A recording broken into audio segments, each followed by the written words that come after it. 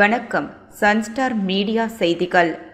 Puducherry skating விளையாட்டில் போலி கிளப்புகளை அனைத்தையும் தகுதி நீக்கம் செய்வதுடன் ஸ்கேட்டிங் மைதானத்தை உடனடியாக தடையின்றி திறக்க வேண்டும் என்று விளையாட்டு வீரர் வீராங்கனைகள் வலியுறுத்தி உள்ளனர். புதுச்சேரி சாலை போக்குவரத்து கழகம் அரசின் நிர்வாக திறமை இன்மையால் அழிவை நோக்கி சென்று கொண்டிருக்கிறது. புதுச்சேரி மாநில மக்கள் முன்னேற்றக் கழக தலைவர் பேராசிரியர் ராமதாஸ் வேதனை தெரிவித்துள்ளார். புதுச்சேரி மாநில INTUC மாநில தலைவர் பாலாஜி பிறந்தநாள் விழா முன்னாள் முதலமைச்சர் நாராயணசாமி முன்னிலையில் கேக் வெட்டியும் நலத்திட்ட உதவிகள் வழங்கியும் கொண்டாடப்பட்டது. புதுச்சேரி அரசு மருத்துவமனையில் 33 ஆண்டுகாலம் மருந்தாளராக பணிபுரிந்த அன்பு செல்வன் இன்றுடன் ஓய்வு பெற்றார். அவருக்கான பணிப்பிரிவு உபசரிப்பு விழா அரசு மருத்துவமனையில் நடைபெற்றது. இனி விரிவான செய்திகள். புதுச்சேரி ஸ்கேட்டிங் விளையாட்டில் போலி கிளப்புகளை அனைத்தையும் தகுதி நீக்கம் செய்வதுடன் ஸ்கேட்டிங் மைதானத்தை உடனடியாக தடையின்றி திறக்க வேண்டும் என்று விளையாட்டு வீரர் வீராங்கனைகள் வலியுறுத்தி உள்ளனர். புதுச்சேரி லாஸ்பேட்டை விமான நிலையம் எதிரே அரசு ஸ்கேட்டிங் மைதானம் கடந்த 15 ஆண்டுகளாக செயல்பட்டு வருகின்றது. இந்த மைதானத்தை ஸ்கேட்டிங் வீரர் வீராங்கனைகள் மற்றும் பொதுமக்கள் பயன்படுத்தி வருகின்றனர். இந்த நிலையில் கடந்த 5 நாட்களாக திடீரென இந்த மைதானம் மூடப்பட்டுள்ளது. இதனால் மாநில, மண்டல மற்றும் தேசிய சர்வதேச போட்டிகளுக்கு தினமும் பயிற்சி பெறும் ஸ்கேட்டிங் வீரர்கள் இதனால் பாதிக்கப்பட்டு உள்ளனர். மைதானம் மூடப்பட்டதால் ஸ்கேட்டிங் வீரர்கள் சாலையில் பயிற்சி பெற்றும் வருகின்றனர். இது பற்றி சம்பந்தப்பட்ட அதிகாரிகளிடம் புகார் தெரிவித்தும் எந்தவித நடவடிக்கையும் எடுக்கப்படவில்லை என தெரிகிறது. இதனால் நேற்று மாலை மைதானத்திற்கு தங்களது பெற்றோர்களுடன் வந்த ஸ்கேட்டிங் வீரர் வீராங்கனைகள் திடீரென்று மைதானத்தை முற்றுகையிட்டு போராட்டம் நடத்தினர். இதுகுறித்து தனியார் கிளப் பயிற்சியாளர்கள் மற்றும் ஸ்கேட்டிங் வீரர் வீராங்கனைகள் கூறும் பொழுது தங்களது அதிகாரத்தை பயன்படுத்தி மற்ற திறமையான பயிற்சியாளர்களை முன்னேற்ற அனுமதிப்பது இல்லை. மேலும் காவல்துறையினர் துணையுடன் பொய் குற்றச்சாட்டுகளை பதிந்து ஒடுக்குகிறார்கள். சங்கம் செய்துள்ள முறைகேடுகளை சட்டப்படி விசாரிக்க வேண்டுமென்று கேட்டுக்கொண்டு அவர்கள் போலி கிளப்புகள் அனைத்தையும் தகுதி நீக்கம் செய்யப்பட வேண்டும். ஸ்கேட்டிங் மைதானத்தை உடனடியாக தடையின்றி திறக்க வேண்டும் என்று வலியுறுத்தினார்கள். மேலும் வளர்ச்சியின் போது மாணவர்களுக்கு தொந்தரவு கொடுத்தால் அவர்கள் மீது சட்டப்படி நடவடிக்கை எடுக்க வேண்டும் என்றும் அவர்கள் கேட்டுக்கொண்டனர். லிஸ்ட்லே இல்லைன்னு சொல்றாங்க. அப்ப இதனால என்ன ஆகுது, என்னால வந்துட்டு கேஷ் அவார்ட் வின் பண்ண முடியாது, எனக்கு அது கேஷ் அவார்ட் கிடைக்காது. பிளஸ் என்ன சொல்றாங்கன்னா, இதுக்கு மேல எப்ப அஃபிலியேட் ஆகுதோ அப்பல இருந்து தான் கேஷ் அவார்ட் கிடைக்கும்னு சொல்றாங்க. அப்ப பாஸ்ட் ஒரு 50-60 நேஷனல் மெடலிஸ்டுக்கு வந்து எந்த பெனிஃபிட்டுமே இல்லாம ஒரு கேஷ் அவார்ட் எங்களுக்கு என்கரேஜ் பண்றதே அதுதான். ஏன்னா எங்களோட எக்யூப்மெண்ட்ஸ் எல்லாம் வந்து 1 lakh 2 lakh காஸ்ட் ஆகும். இப்ப எங்களுக்கு அந்த மாதிரி சின்ன சின்ன என்கரேஜ்மெண்ட்டும் இல்ல, கவர்மெண்ட் சைட்லயும் இல்ல. இந்த சைட்ல அசோசியேஷன் பார்த்தா எங்களை வந்துட்டு அடுத்த லெவலுக்கு போக விடாம இங்கே எப்படி டிஸ்குவாலிஃபை பண்ணலாம், இங்கே எப்படி வந்து டிபார் பண்ணலாம், கிளப்பை டிபார் பண்ணணும், ஸ்டூடெண்ட்டை டிபார் பண்ணணும்னு வந்து மென்டலா ஸ்ட்ரெஸ் ஏத்துறதுக்கு தான் வந்து அசோசியேஷன் இருக்கே தவிர சப்போர்ட் பண்றதுக்கு யாருமே வந்து இது பண்ணல. இப்ப வந்துட்டு இங்க நடக்கிற ரிங்குள்ள நடக்கிற ஆக்சிடென்ட்லாம் வந்துட்டு போலீஸ் கிட்ட எடுத்துட்டே போக கூடாது. சோஃபார் அது நடந்ததும் கிடையாது. ஆனா இந்த வருஷம் எல்லாமே வந்து போலீஸ் போலீஸ் போலீஸ்னு எதுக்கு போச்சுன்னு தெரியல. ஸ்போர்ட்ஸுக்குள்ள நடக்கிற ஆக்சிடென்ட் எப்படி போலீஸ் கிட்ட வந்து அவங்க கம்ப்ளைண்டா அதை அக்செப்ட் பண்றாங்கன்னு தெரியல. அது எந்த விதத்துலயும் வந்து ஒரு பையன் வந்து ஒரு பொண்ணை போய் தள்ளி விடுறதோ ஒரு பையனை போய் தள்ளி விடுறதோ வந்து இன்டென்ஷனலா யாருமே பண்ண மாட்டாங்க. ஏன்னா அவன் விழுந்தா அவனும் தான் அடி. எனக்கு இந்த காது வந்துட்டு 16 தையல் போட்டிருக்காங்க. எனக்கு இந்த இடம்லாம் ஃபுல்லா ஃப்ராக்சர், என் கை கால் எல்லாமே ஃப்ராக்சர் ஆகி நான் 20 வருஷம் ஸ்கேட் பண்ணியிருக்கேன். அப்போ இதை மாதிரி எனக்கு அடிபட்டிருக்குன்றப்போ இன்னொருத்தவனை நான் போய் எப்படி தள்ளி விடுவேன்? அது அவங்க யோசிக்கணும்ல. யோசிக்காம பசங்க வந்துட்டு வேணும்னே தள்ளி விடுறாங்க, கொலை முயற்சி பண்றாங்க, அவங்க வந்து இன்டென்ஷனலா பண்றாங்க, கடும் காயம் ஏற்படுத்துறாங்கன்னு இப்படியெல்லாம் வந்துச்சுன்னா நான் இப்போ இல்ல என்ன மாதிரி இப்போ அஃபெக்ட் ஆகிற ஸ்கேட்டர்ஸ் எல்லாம் எப்படி நிம்மதியா ஸ்கேட் பண்ணுவாங்க? இங்க இல்ல அடுத்த காம்படிஷனுக்கு எப்படி இங்க வந்து இது ஆகும் சொல்லுவாங்க. இப்போ வந்துட்டு எல்லாருமே வந்துட்டு இது என்னன்னா, அடுத்த டெவலப்பிங் ஸ்கேட்டர்ஸ் வந்துட்டு நீ டெவலப் ஆகாத, நாங்க அசோசியேஷன் யார் யார் கையில இருக்கோ அவங்களே வந்து நாங்களே வந்துட்டு இதுல ரூல் பண்ணிட்டு ஏதோ 1 man ஆர்மி மாதிரி அவங்களே வந்து எடுத்துட்டு போயிடுவாங்க. அவங்களால எந்த நேஷனல் மெடலும் ப்ரொடியூஸ் பண்ண முடியாது. இன்ஃபேக்ட் ஒரு ஜோன் மெடல் கூட ப்ரொடியூஸ் பண்ண முடியாது. 18 வருஷத்துல இருந்து கோச்சிங் பண்ணின்னு இருக்கேன். இந்தியா லெவல்ல கிட்டத்தட்ட ஒரு 200 நேஷனல் மெடல் மேல அடிச்சிருக்காங்க எல்லாருமே ஒவ்வொரு வருஷம். புதுச்சேரி சாலை போக்குவரத்து கழகம் அரசின் நிர்வாக திறமை இன்மையால் அழிவை நோக்கி சென்று கொண்டிருக்கிறது. புதுச்சேரி மாநில மக்கள் முன்னேற்றக் கழக தலைவர் பேராசிரியர் ராமதாஸ் வேதனை தெரிவித்துள்ளார். புதுச்சேரி சாலை போக்குவரத்து கழகம் ஊழியர்கள் கடந்த 3 நாட்களாக கால வரையற்ற வேலைநிறுத்த போராட்டம் என்பது அழிவின் அடையாளமாகத்தான் தெரிகிறது. இக்கழகம் 150க்கும் மேற்பட்ட பேருந்துகளை இயக்கி மக்களுக்கு தரமான மலிவான போக்குவரத்தை அளிக்கிறது. இப்பேருந்துகளை இயக்குவதற்கும் பராமரிப்பதற்கும் குறிப்பிட்ட அளவிற்கு பணியாளர்கள் தேவை. இந்நோக்கங்களை அடைவதற்கு அங்கு 617 பேர் பணிபுரிகின்றனர். அவர்களில் 263 பேர், அதாவது 43% பேர் 15 ஆண்டுகளுக்கு மேலாக பணிபுரிந்து இன்னும் பணி நிரந்தரம் இல்லாமல் ஒப்பந்த அடிப்படையில் வேலை செய்கின்றனர். நிரந்தர ஊழியர்களுக்கு 7வது ஊதிய கமிஷன் பரிந்துரைகளை செயல்படுத்த கோருகின்றனர். இந்த கோரிக்கைகள் பல ஆண்டுகளாக நிலுவையில் இருந்தும் அரசு அவற்றை கவனிக்காமல் மெத்தனமாக இருந்து வந்துள்ளது. அரசு கோரிக்கைகளை நிறைவேற்றும் என்று எதிர்பார்த்து ஏமாந்த பிறகுதான் இத்தொழிலாளர்கள் இப்பொழுது காலவரையற்ற போராட்டத்தில் இறங்கியுள்ளனர். இவர்களது கோரிக்கைகளை முழுக்க முழுக்க நியாயமானதாக இருக்கிறது. ஒரு அரசு கழகமாக இருந்து கொண்டு இக்கழகம் ஒரு மாதிரி நிறுவனமாக இருக்க வேண்டும். இந்த ஊழியர்கள் அனைவரும் உழைத்து கழகத்திற்கு வருமானத்தை ஈட்டி தருகின்றனர். அந்த வருமானத்தின் பலனைத்தான் தங்களுக்கு பணிநிலை உயர்வு, சம்பள உயர்வு, போனஸ் போன்ற நன்மைகளாக கேட்கிறார்கள். ஒரே கழகத்தில் ஒரே மாதிரியான வேலை செய்பவர்கள் வேறு வேறு சம்பளம் கொடுத்து எப்படி ஏற்றத்தாழ்வு உருவாக்க முடியும்? நிரந்தர ஓட்டுநரும் ஒப்பந்த ஓட்டுநரும் ஒரே வண்டியை ஒரே தூரம் ஓட்டுகின்றனர். ஆனால் பணிநிலையில் ஒருவர் நிரந்தரம், ஒருவர் ஒப்பந்தம் என்று வேறுபாடு உள்ளது. நிரந்தர ஓட்டுநர் அதிக சம்பளம் பெறுகிறார், ஒப்பந்த ஓட்டுநர் குறைந்த சம்பளம் பெறுகிறார். ஒருவருக்கு பணி பாதுகாப்பு இருக்கிறது, மற்றவருக்கு இல்லை. இந்த வேறுபாடுகள் ஒரு குறிப்பிட்ட காலத்திற்கு வேண்டுமானால் இருக்கலாம். ஆனால் 15 ஆண்டுகள் மேலாக இந்த ஏற்ற தாழ்வுகள் இருக்க முடியாது. இந்த வேறுபாடு தனியார் துறையில் கூட இருப்பதாக தெரியவில்லை.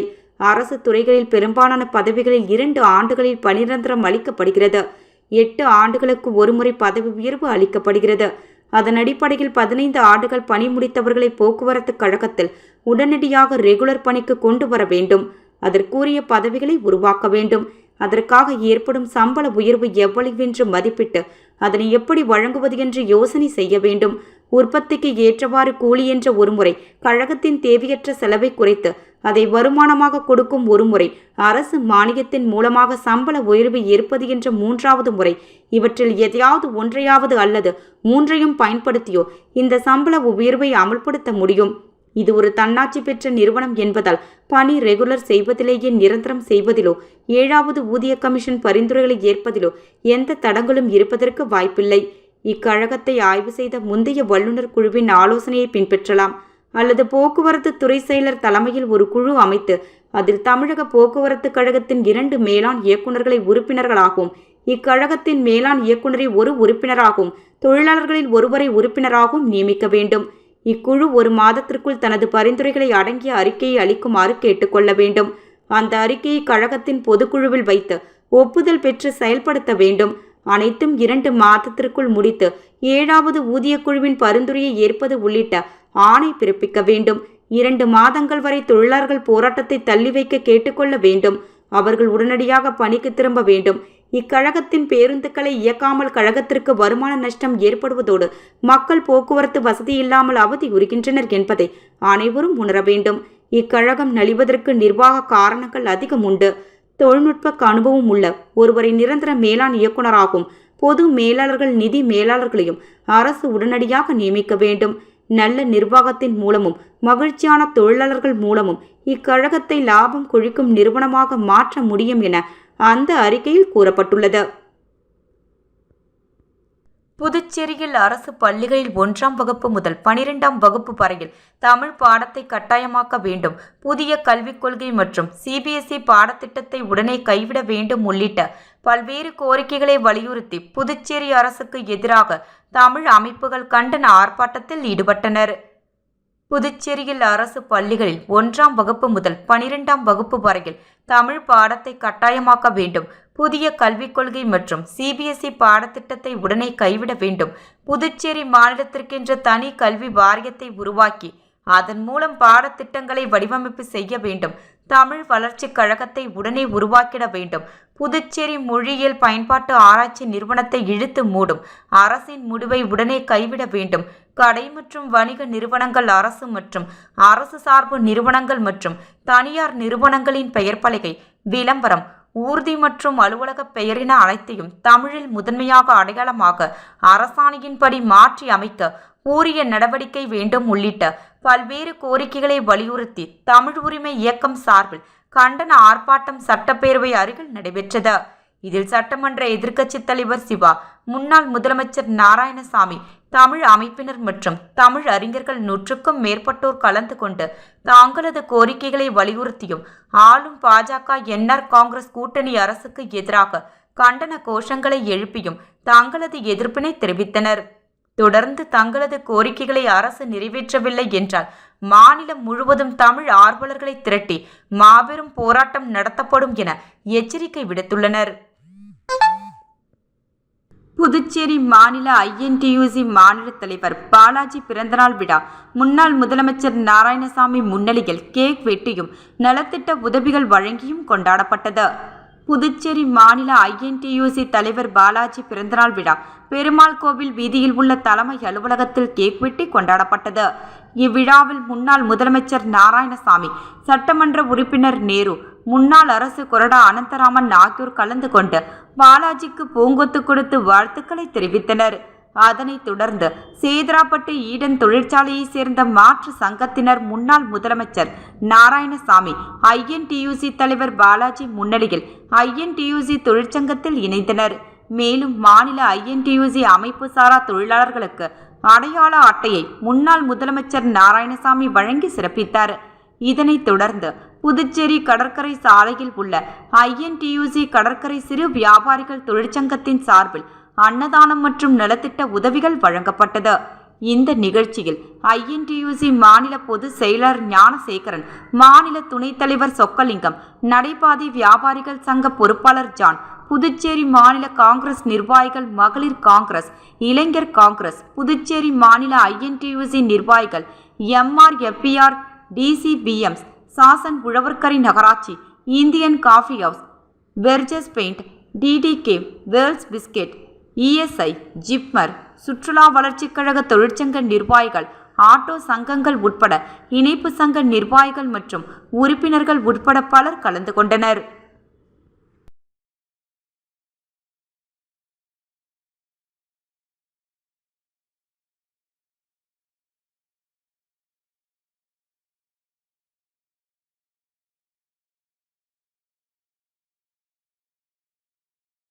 புதுச்சேரி அரசு மருத்துவமனையில் 33 ஆண்டு காலம் மருந்தாளராக பணிபுரிந்த அன்புச்செல்வன் இன்றுடன் ஓய்வு பெற்றார். அவருக்கான பணிப்பிரிவு உபசரிப்பு விழா அரசு மருத்துவமனையில் நடைபெற்றது. இதில் ஏராளமான மருத்துவர்கள், செவிலியர்கள் மற்றும் ஊழியர்கள் கலந்து கொண்டு அவருக்கு வாழ்த்துக்களை தெரிவித்தனர். புதுச்சேரி அரசு ஊழியர் மத்திய கூட்டமைப்பு தலைவரும் புதுச்சேரி சுகாதார ஊழியர் மத்திய கூட்டமைப்பின் பொது செயலாளரான மருந்தாளர் அன்புச்செல்வன் இன்றுடன் நிறைவடைந்தது.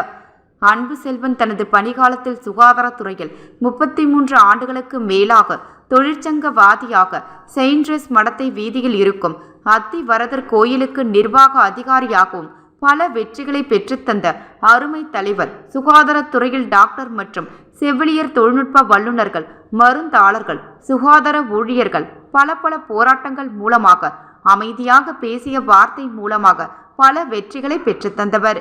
இப்படி பல்வேறு பொறுப்புகளை வகித்த அவர் இன்று பணி ஓய்வு பெற்றார்.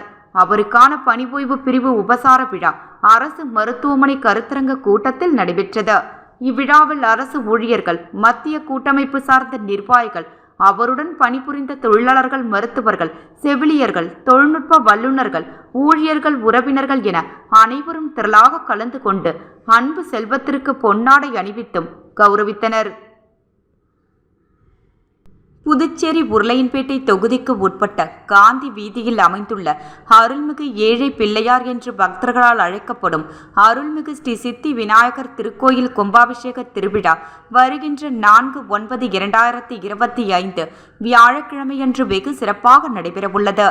இவ்விழாவிற்கான கால்கோள் விழா இன்று காலை 8:30 மணியளவில் உருளையன்பேட்டை தொகுதி சட்டமன்ற உறுப்பினரும் புதுச்சேரி மனிதநேய மக்கள் சேவை இயக்க நிறுவன தலைவருமான திரு ஜி. நேரு என்ற குப்புசாமி எம்எல்ஏ அவர்கள் தலைமையில் வெகு சிறப்பாக நடைபெற்றது. இவ்விழாவில் திருக்கோவில் தனி அதிகாரி திரு விஜயன் மற்றும் அப்பகுதியைச் சேர்ந்த பெரியவர்களும் மகளிர்களும் இளைஞர்களும் பலர் கலந்து கொண்டனர். புதுச்சேரி குடிமைப்பொருள் வழங்கல் துறையில் ரேஷன் கார்டு வழங்குவதற்கு ரூபாய் 5000 ஜிபே வழியாகவும் ரூபாய் 5000 ரொக்கமாகவும் லஞ்சம் பெற்ற ஆய்வாளர் சர்க்குணம், அவரது உதவியாளர் பாலகுமாரன் ஆகியோரை புதுச்சேரி விஜிலன்ஸ் இன்ஸ்பெக்டர் வெங்கடாச்சலபதி தலைமையிலான போலீசார் கைது செய்தனர். ஐயனார் என்பவர் கொடுத்த புகாரின் அடிப்படையில் விஜிலன்ஸ் போலீசார் அதிரடி நடவடிக்கை எடுத்துள்ளனர்.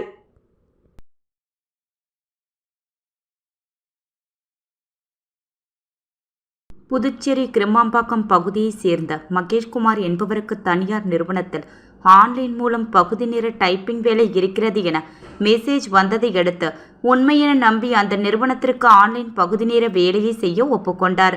மேற்கூறிய நிறுவனம் புகார்தாரருக்கு 11 மாத கால வேலை செய்ய போலியான ஒப்பந்தம் ஒன்றையும் மற்றும் வேலை செய்வதற்கான லிங்க் ஒன்றையும் அனுப்பி வைத்தனர். எனவே புகார்தாரர் அவர்கள் அனுப்பிய லிங்கின் மூலம் உள்நுழைந்து அவர்கள் கொடுத்த வேலையை செய்து முடித்தார்.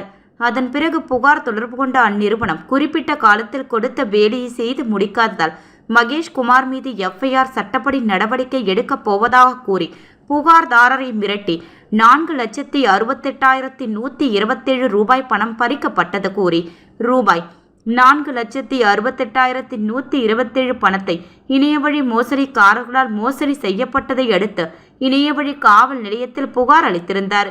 எனவே இப்புகார் சம்பந்தமாக இணையவழி முதுநிலை காவல் கண்காணிப்பாளர் நித்யா ராதாகிருஷ்ணன் உத்தரவின் பேரில் இணையவழி குற்றப்பிரிவு ஆய்வாளர் கீர்த்தி வழக்கு பதிவு செய்து தீவிர விசாரணை மேற்கொண்டார்.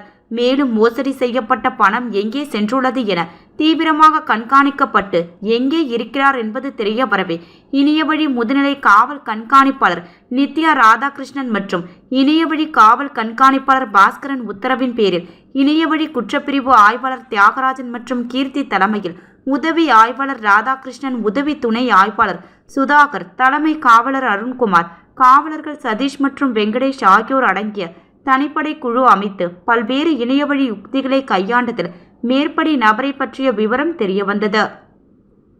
மேற்கண்ட அந்த நபர் சிவப்பா மற்றும் பேபடோ ஆகிய செம்பூர் பகுதி மும்பையில் வசிப்பது தெரியவந்தது. மேற்படி நபரின் வங்கி கணக்கிற்கு கடந்த 5 நாட்களில் 1,50,00,000 பணம் பரிவர்த்தனை செய்யப்பட்டுள்ளது. விசாரணையில் தெரியவந்தது. எனவே இவ்வழக்கு சம்பந்தமாக மேற்படி நபரை கைது செய்து புதுவை தலைமையில் குற்ற நீதிபதி திரு சிவக்குமார் முன்னிலையில் ஆஜர்படுத்தி சிறையில் அடைக்கப்பட்டார். இதுபற்றி இணையவழி முதுநிலை காவல் கண்காணிப்பாளர் திருமதி நித்யா ராதாகிருஷ்ணன் IPS அவர்கள் பொதுமக்களுக்கு தெரிவிப்பது என்னவென்றால், நாளுக்கு நாள் புதிய முறையில் இணையவழி மோசடிகள் பெருகிக்கொண்டே இருக்கின்றது. இணையவழியை நம்பி வருகின்ற வேலை வாய்ப்பு, டிஜிட்டல் அரெஸ்ட், வீட்டிலிருந்தே வேலை, பங்கு சந்தையில் முதலீடு, குறைந்த விலையில் பொருட்கள் தருகிறோம் போன்ற எதையும் நம்பி பணத்தை முதலீடு செய்ய வேண்டாம் எனவும் பொதுமக்கள் விழிப்புடன் இருக்குமாறு கேட்டுக்கொண்டனர். மீண்டும் தலைப்புச் செய்திகள். புதுச்சேரி ஸ்கேட்டிங் விளையாட்டில் போலி கிளப்புகளை அனைத்தையும் தகுதி நீக்கம் செய்வதுடன் ஸ்கேட்டிங் மைதானத்தை உடனடியாக தடையின்றி திறக்க வேண்டும் என்று விளையாட்டு வீரர் வீராங்கனைகள் வலியுறுத்தி உள்ளனர். புதுச்சேரி சாலை போக்குவரத்து கழகம் அரசின் நிர்வாக திறமை இன்மையால் அழிவை நோக்கி சென்று கொண்டிருக்கிறது. புதுச்சேரி மாநில மக்கள் முன்னேற்ற கழக தலைவர் பேராசிரியர் ராமதாஸ் வேதனை தெரிவித்துள்ளார். புதுச்சேரி மாநில INTUC மாநில தலைவர் பாலாஜி பிறந்தநாள் விழா முன்னாள் முதலமைச்சர் நாராயணசாமி முன்னிலையில் கேக் வெட்டியும் நலத்திட்ட உதவிகள் வழங்கியும் கொண்டாடப்பட்டது. புதுச்சேரி அரசு மருத்துவமனையில் 33 ஆண்டுகாலம் மருந்தாளராக பணிபுரிந்த அன்பு செல்வன் இன்றுடன் ஓய்வு பெற்றார். அவருக்கான பணிப்பிரிவு உபசரிப்பு விழா அரசு மருத்துவமனையில் நடைபெற்றது. செய்திகள் நிறைவடைந்தன. நன்றி, வணக்கம்.